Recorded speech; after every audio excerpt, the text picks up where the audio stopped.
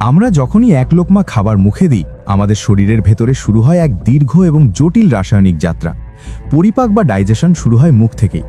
দাঁত খাবারকে পিষে ছোট ছোট টুকরোয় পরিণত করে। মুখ গহ্বরের চারপাশের গ্রন্থি থেকে নিঃসৃত হয় লালা বা সালাইভা, যা খাবারকে নরম ও পিচ্ছিল করে তোলে। লালায় থাকা অ্যামাইলেজ এনজাইম খাবারের কার্বোহাইড্রেটকে চিনিতে রূপান্তর করতে শুরু করে। জিহ্বায় চেবানো খাবারকে একটি গোল বল বা বোলাসে পরিণত করে গলার পেছনের দিকে ঠেলে দেয়। এই খাবার তখন খাদ্যনালী বা ইসোফ্যাগাস দিয়ে সোজা পাকস্থলীর দিকে যাত্রা শুরু করে। একে বলা হয় পেরিস্টালসিস। এই প্রক্রিয়ায় মহাকাশেও খাবার খেলে তা মাধ্যাকর্ষণ ছাড়াই পেটে পৌঁছাবে। পাকস্থলীর দরজায় থাকা একটি বিশেষ ভালভ খুলে গিয়ে খাবারকে ভেতরে প্রবেশের অনুমতি দেয়। পাকস্থলীতে পৌঁছানো মাত্রই শুরু হয় আসল মহাযজ্ঞ। এটি একটি শক্তিশালী মিক্সার মেশিনের মতো কাজ করে। এখানে নির্গত হয় শক্তিশালী হাইড্রোক্লোরিক অ্যাসিড, যা খাবারকে গলিয়ে ফেলার পাশাপাশি ক্ষতিকর জীবাণু ধ্বংস করে। পেপসিন নামক এনজাইম প্রোটিন বা আমিষ জাতীয় খাবারকে ভেঙে ক্ষুদ্র ক্ষুদ্র অংশে রূপান্তর করে। প্রায় 3 থেকে 4 ঘন্টা মন্থন হওয়ার পর খাবার একটি ঘন তরল বা কাইমে পরিণত হয়। এই প্রক্রিয়ায় সাহায্য করতে এগিয়ে আসে শরীরের সবচেয়ে বড় অভ্যন্তরীণ অঙ্গ লিভার। লিভার তৈরি করে পিত্তরস বা বাইল, যা চর্বি জাতীয় খাবার হজমে অপরিহার্য। লিভারের নিচে থাকা পিত্তথলি এই রস জমা রাখে এবং প্রয়োজনে ক্ষুদ্রান্তে পাঠিয়ে দেয়।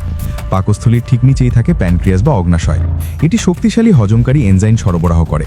এছাড়াও প্যানক্রিয়াস ইনসুলিন তৈরি করে, যা রক্তে শর্করার মাত্রা নিয়ন্ত্রণ করে। পাকস্থলী এখন অল্প অল্প করে এই তরল খাবারকে পরবর্তী ধাপ ক্ষুদ্রান্তে পাঠাতে শুরু করে। ক্ষুদ্রান্ত্র হল পরিপাকের প্রধান কেন্দ্র। এটি প্রায় 20 ফুট লম্বা একটি জটিল প্যাঁচানো নালী। এর শুরুর অংশে অ্যাসিডিক খাবারকে ক্ষারীয় রসের সাহায্যে নিউট্রালাইজ বা শান্ত করা হয়। পিত্তরস এখানে চর্বিকে ছোট ছোট ফোঁটায় পরিণত করে, যাতে এনজাইমগুলো কাজ করতে পারে। ক্ষুদ্রান্ত্রের এই স্তরেই খাবারের মূল পুষ্টি রক্তে শোষিত হতে শুরু করে। এর ভেতরের দেওয়ালে রয়েছে লক্ষ লক্ষ আঙুলের মতো অংশ, যাকে বলা হয় ভিলি। এই ভিলির ভেতরে থাকে সূক্ষ্ম রক্তনালী, যা সরাসরি খাবারের পুষ্টি গ্রহণ করে সারা শরীরে ছড়িয়ে দেয়। কার্বোহাইড্রেট ভেঙে গ্লুকোজে পরিণত হয়, যা আমাদের শরীরের তাৎক্ষণিক শক্তির যোগান দেয়। প্রোটিন ভেঙে হয় অ্যামাইনো অ্যাসিড, যা আমাদের কোষ ও পেশি গঠনে কাজ করে। চর্বি বা ফ্যাট রূপান্তরিত হয় ফ্যাটি অ্যাসিডে, যা দীর্ঘমেয়াদী শক্তি ও হরমোন তৈরিতে সাহায্য করে। যে অংশগুলো ক্ষুদ্রান্তে হজম হয় না, সেগুলো চলে আসে বৃহদান্ত্র বা লার্জ ইন্টেস্টাইনে। বৃহদান্ত্র মূলত খাবারের অবশিষ্টাংশ থেকে অতিরিক্ত পানি ও লবণ শোষণ করে নেয়। এখানে বাস করে ট্রিলিয়ন ট্রিলিয়ন ভালো ব্যাকটেরিয়া, যারা আমাদের হজমে এবং ভিটামিন তৈরিতে সাহায্য করে। এই ব্যাকটেরিয়াগুলো আমাদের জন্য অত্যন্ত প্রয়োজনীয় ভিটামিন কে এবং কিছু ভিটামিন বি তৈরি করে। পানি শোষিত হওয়ার পর হজম না হওয়া অংশগুলো শক্ত বর্জ্য বা মলে পরিণত হয়। এই বর্জ্যগুলো সাময়িকভাবে মলাশয় বা রেকটামে জমা থাকে। যখন রেকটাম পূর্ণ হয়ে যায়, তখন এটি মস্তিষ্কে সংকেত পাঠায় যে এখন শরীর থেকে বর্জ্য বের করার সময় হয়েছে। এভাবেই খাবার খাওয়ার প্রায় 24 থেকে 72 ঘন্টা পর আমাদের ডাইজেস্টিভ যাত্রা শেষ হয়। শোষিত পুষ্টিগুলো কোষের ভেতরে মাইটোকন্ড্রিয়ায় গিয়ে শক্তিতে রূপান্তরিত হয়, যা আমাদের সচল রাখে। খাবার পর আমাদের ঘুম পায়, কারণ শরীরের অধিকাংশ রক্ত তখন হজমের কাজে পেটের দিকে চলে আসে। আঁশযুক্ত খাবার বা ফাইবার পরিপাকতন্ত্রকে পরিষ্কার রাখতে এবং কোষ্ঠকাঠিন্য দূর করতে সাহায্য করে। পেট খালি থাকলে যখন এটি সংকুচিত হয়, তখন ভেতরের বাতাস নড়াচড়া করায় আমরা পেটে শব্দ শুনতে পাই। অবাক করা তথ্য হলো, ক্ষুদ্রান্তের ভেতরের শোষণ ক্ষমতা বাড়ানোর জন্য এর আয়তন একটি টেনিস কোর্টের সমান করা হয়েছে। যখন খাবার ঠিকমতো হজম হয় না, তখন পেটে গ্যাস তৈরি হয়, যা আমাদের অস্বস্তির কারণ হয়ে দাঁড়ায়। যদি পাকস্থলীর অ্যাসিড উপরের দিকে খাদ্যনালীতে উঠে আসে, তখন আমরা বুকে জ্বালা পড়া অনুভব করি।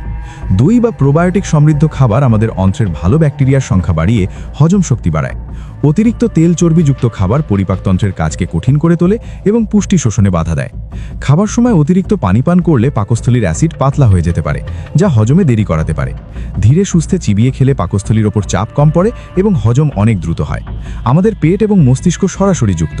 দুশ্চিন্তা বা স্ট্রেস থাকলে হজম প্রক্রিয়ায় বিঘ্ন ঘটে। বৃহদান্ত্রের শুরুতে থাকে অ্যাপেন্ডিক্স। এটি ভালো ব্যাকটেরিয়ার একটি সেফ হাউস হিসেবে কাজ করে বলে ধারণা করা হয়। কিন্তু কোনো কারণে এতে সংক্রমণ হলে এটি প্রচণ্ড ব্যথার সৃষ্টি করে, যা জরুরি ভিত্তিতে অপারেশনের প্রয়োজন হয়। ক্ষুদ্রান্তে কয়েক ডজন আলাদা এনজাইম কাজ করে, যাতে কোনো পুষ্টি বাদ না পড়ে। যাদের ল্যাকটোজ ইনটলারেন্স আছে, তাদের শরীর দুধের শর্করা ভাঙতে পারে না, ফলে পেটে সমস্যা হয়।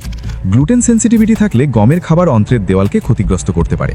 আমাদের পরিপাকতন্ত্রে এত বেশি স্নায়ু আছে যে একে শরীরের দ্বিতীয় মস্তিষ্ক বলা হয়।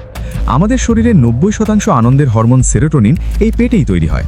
অ্যালকোহল পাকস্থলীর সুরক্ষা আবরণ নষ্ট করে দেয় এবং লিভারের মারাত্মক ক্ষতি করে। পিত্তথলিতে পাথর হলে পিত্তরস প্রবাহ বন্ধ হয়ে যায়, যা প্রচণ্ড ব্যথা এবং জন্ডিস তৈরি করতে পারে। পাকস্থলীর অ্যাসিড যখন নিজের দেওয়ালকেই পুড়িয়ে ফেলে, তখন আলসার বা ক্ষত তৈরি হয়। এইচ পাইলোরি নামক ব্যাকটেরিয়া অধিকাংশ আলসারের জন্য দায়ী। হাঁটা চলা বা ব্যায়াম করলে পেরিস্টালসিস গতিশীল হয় এবং কোষ্ঠকাঠিন্য কমে। প্রোবায়োটিক খাবার ভালো ব্যাকটেরিয়াদের খাদ্য হিসেবে কাজ করে তাদের শক্তিশালী রাখে। আমরা যেসব ওষুধ বা ক্ষতিকর জিনিস খাই, লিভার সেগুলো রক্ত থেকে ছেঁকে বের করে দেয়।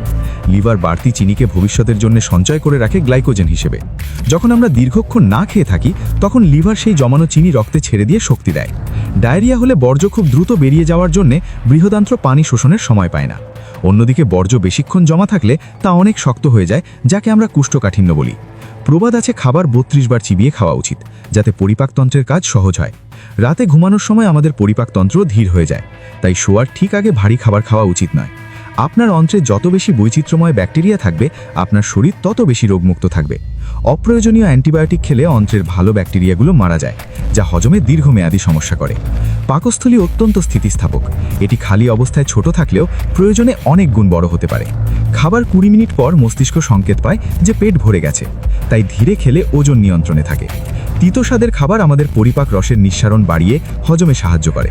মুখ থেকে রেকটাম পর্যন্ত এই সিস্টেমটি নিরলসভাবে কাজ করে চলেছে আপনার জীবন সচল রাখতে। তাই আপনার পরিপাকতন্ত্রকে সম্মান করুন এবং একে সঠিক পুষ্টি দিয়ে সাহায্য করুন। পর্যাপ্ত পানি পান করা হলো পরিপাকতন্ত্রের জন্য সবচেয়ে বড় উপহার।